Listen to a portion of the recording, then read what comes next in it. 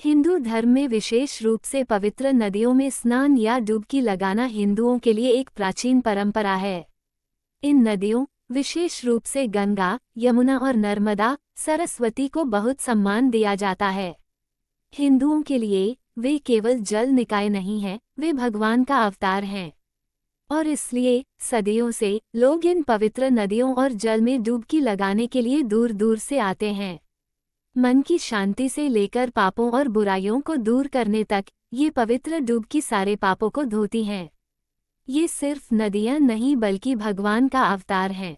हिंदू धर्म में पवित्र नदियों में स्नान या डुबकी लगाना एक प्राचीन परंपरा है। माना जाता है कि पवित्र नदियों में स्नान करने से देवी देवताओं की विशेष कृपा प्राप्त होती है। पवित्र नदियों में स्नान का महत्व। नदी में स्नान का महत्व। भारत में नदियों को लोकमाता का दर्जा हासिल है। शास्त्रों में भी स्नान करते समय सप्त नदियों गंगा, यमुना, सिंधु, नर्मदा, गोदावरी, कृष्णा और कावेरी को याद करने का विधान है। पवित्र नदियों में स्नान करने से व्यक्ति को पुण्य की प्राप्ति होती है, साथ ही आरोग्य और समृद्धि भी हासिल होता है। हिंदू धर्म में प्रकृति का बड़ा महत्व है। प्रकृति को अहम दर्जा दिया गया है। गीता में तो स्वयं कृष्ण कहते हैं कि सृष्टि के कण कण में ईश्वर का वास है।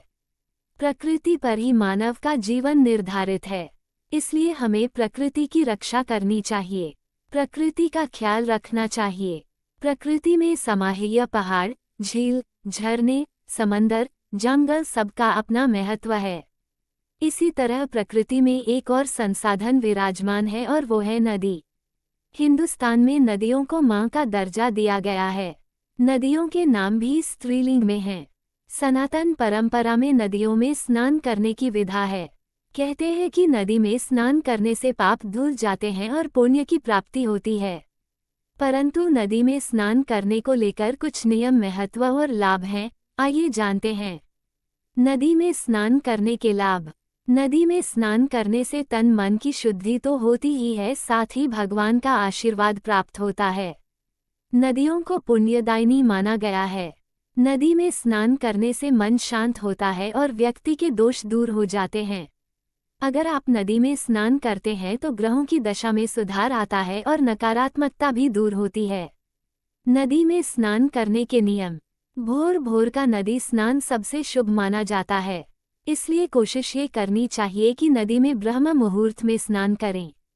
नदी में स्नान के समय सूर्य अर्घ्य अवश्य दें। स्नान के वक्त साबुन या शैम्पू का प्रयोग नहीं करना चाहिए और वस्त्र कभी नहीं धोने चाहिए। नदी में स्नान करते वक्त भगवान का ध्यान करें और मन शांत रखकर इस मंत्र का जाप करें। आप चाहें तो घर पर भी नहाते वक्त इस मंत्र का जाप कर सकते हैं। नए दौर में बदलती परंपरा। आजकल के बदलते दौर में लोगों ने परंपराओं को भी अपने अनुसार करना शुरू कर दिया है। आजकल लोग किसी भी समय कोई भी कार्य कर लेते हैं। मसान होली खेलने वाले युवाओं से लेकर सूर्यास्त के बाद या रात के समय पवित्र नदियों में स्नान करने वाले लोगों के समूह तक इस तरह की हरकतें बढ़ रही हैं। लोगों को लगता है कि सूर्यास्त के बाद या रात के समय तापमान कम होगा या भीड़ कम होगी या थोड़ी गोपनीयता होगी और फिर वे सूर्यास्त के बाद डुबकी लगाने का फैसला करते हैं। लेकिन वो इस बात से अनजान है कि इस तरह के कार्य जीवन में बहुत सी परेशानियों को न्योता देते हैं। रात्रि में स्नान से लगते हैं ये दोष। लौकिक मान्यताओं के अनुसार परंपरागत रूप से पवित्र नदियों में सही समय पर ही स्नान या डुबकी लगानी चाहिए। पुराणों के अनुसार रात का समय यक्षों के लिए डुबकी लगाने और पवित्र नदियों के पास बैठने का समय होता है। अब यक्ष बुरी आत्माएं नहीं हैं बल्कि पानी, जंगल, पेड़ आदि से जुड़ी प्रकृति की आत्माएं हैं।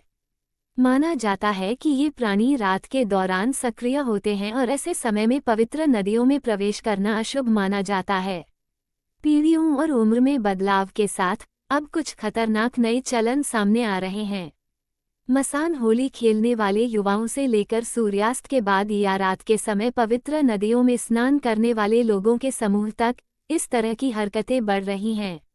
लोगों को लगता है कि सूर्यास्त के बाद या रात के समय तापमान कम होगा या भीड़ कम होगी या थोड़ी गोपनीयता होगी और फिर वे सूर्यास्त के बाद डुबकी लगाने का फैसला करते हैं। लेकिन उन्हें एहसास नहीं है कि यह एक गलत प्रथा है और पुजारियों और संतों द्वारा हमेशा से इसका विरोध किया गया है। जबकि लोग सोच सकते हैं कि रात की शांति और शांति उनके आध्यात्मिक इरादों के लिए बेहतर होगी, ये बिल्कुल सच नहीं है। वैसे बुजुर्गों, विशेषज्ञों और किंवदंतियों के अनुसार लोगों या मनुष्यों को सूर्यास्त के बाद पवित्र नदियों में स्नान नहीं करना चाहिए। इसका सबसे शक्तिशाली कारण यह है कि प्राचीन मान्यता है कि रात का समय या सूर्यास्त के बाद के घंटे अन्य सांसारिक प्राणियों के लिए हैं। कहानियों और किंवदंतियों के अनुसार रात का समय यक्षों के लिए डुबकी लगाने और पवित्र नदियों के पास बैठने का समय होता है। अब यक्ष बुरी आत्माएं नहीं हैं, बल्कि पानी, जंगल, पेड़ आदि से जुड़ी प्रकृति की आत्माएं हैं। माना जाता है कि ये प्राणी रात के दौरान सक्रिय होते हैं और उनके समय के दौरान उनके क्षेत्रों में प्रवेश करना अपमानजनक माना जाता है। परंपरागत रूप से पवित्र नदियों में से किसी एक में डुबकी लगाने या स्नान करने का सही समय बहुत विशिष्ट होता है। सुबह के शुरुआती घंटे या ब्रह्म मुहूर्त मनुष्यों के लिए नदी के पानी में पवित्र डुबकी लगाने का सबसे अच्छा समय माना जाता है, क्योंकि ऐसा माना जाता है कि इस समय आध्यात्मिक ऊर्जा होती है। और पुजारी भी कहते हैं कि लोगों को ब्रह्म मुहूर्त से लेकर शाम की आरती के बीच डुबकी लगानी चाहिए, जो सूर्यास्त का प्रतीक है, उसके बाद नहीं। साथ ही पवित्र जल में सुबह सुबह डुबकी लगाने से दिन की नई शुरुआत करने में भी मदद मिलती है। पानी की शुद्ध करने वाली प्रकृति और लोगों के दिलों में पवित्र सम्मान, ये सभी मिलकर मनुष्य को लाभ पहुंचाते हैं। मनुष्यों और दूसरी दुनिया के प्राणियों के बीच समय के इस सरल विभाजन का लोगों को सम्मान करना चाहिए। इन अवधियों में समय का विभाजन केवल तर्कसंगत है, क्योंकि सुबह के शुरुआती घंटों को मनुष्यों का समय माना जाता है और देर रात को हमेशा आत्माओं और दूसरी दुनिया की संस्थाओं से जोड़ा जाता है। और इसलिए जब मनुष्य इन सीमाओं और समय का सम्मान करते हैं, तो वे इन दूसरी दुनिया के प्राणियों की उपस्थिति और महत्व को स्वीकार करते हैं। धन्यवाद।